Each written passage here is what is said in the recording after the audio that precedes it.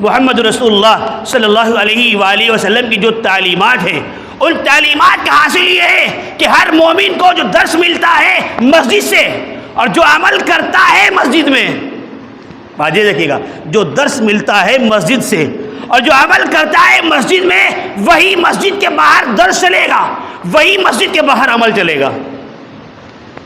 جو سبق مسجد میں دیا جائے گا وہی سبق باہر چلے گا، اور جو عمل مسجد میں کروایا جاتا ہے وہی عمل باہر۔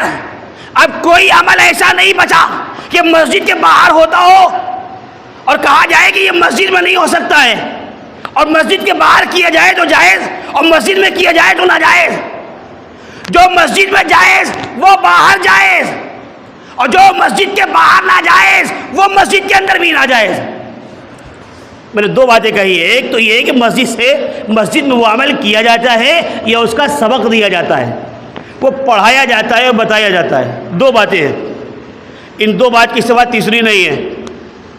دنیا کے اندر انسان کسی شہر میں رہنے والا، کسی علاقے میں رہنے والا، کسی گوشے اور شوشے میں بسنے والا، اگر وہ یہ کہتا کہ ہمارا عمل جائز ہے تو وہ عمل جبھی جائز ہوگا جب وہ مسجد کے اندر بھی یا تو کیا جاتا ہو یا اس کا درس دیا جاتا ہو، سبق دیا جاتا ہو۔ اگر وہ بات مسجد کے اندر بتائی جاتی ہے، سمجھائی جاتی ہے، وہ بات وہ عمل کرنے کے لیے مسجد میں بتایا جاتا ہے تو باہر جائز، اور اگر مسجد میں بتایا نہیں جاتا ہے تو باہر ناجائز۔ جتنی بھی رسمیں دنیا کے اندر لوگ کر رہے ہیں، اگر ان رسموں کو بتایا جائے مسجد کے اندر، سمجھایا جائے تو جائز باہر بھی، اور اگر ان رسموں کو منع کر دیا جائے تو اب جائز نہیں۔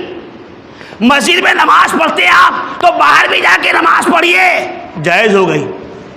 آپ تلاوت مسجد میں کرتے ہیں تو باہر بھی تلاوت کیجئے، مسجد میں تسبیحات پڑھتے ہیں تو باہر بھی تسبیحات پڑھیے، مسجد میں نیکیاں کرتے ہیں تو باہر بھی نیکیاں کیجئے۔ اب آپ آئیے دنیا کے معاملات کے اندر، آپ کہیں گے ایسی بات ہے اگر جو مسجد میں وہ باہر، تو تجارت تو مسجد کے اندر جائز نہیں ہے۔ میں نے کہا جو درس مسجد میں دیا جاتا ہے وہ باہر بھی ہوگا۔ باہر تجارت ہوگی تو تجارت کس طریقے سے ہوگی؟ یہ درس مسجد سے ملے گا۔ کیا کسی کو منع کیا گیا مسجد کے اندر کہ تجارت نہ کی جائے؟ کیا کسی کو منع کیا گیا؟